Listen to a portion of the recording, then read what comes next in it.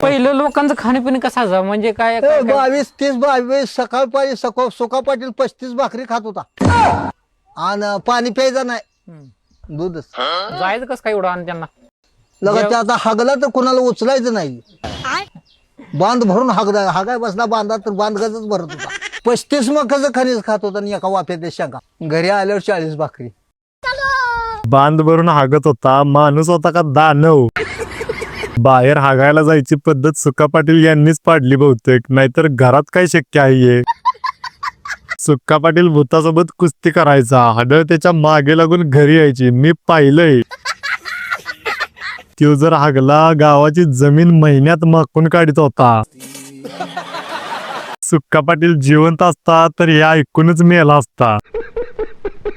म्हातारा आता असा आहे, तरुणपणी किती आबाळ पाळला असेल. अशाच भन्नाट व्हिडिओसाठी फॉलो करा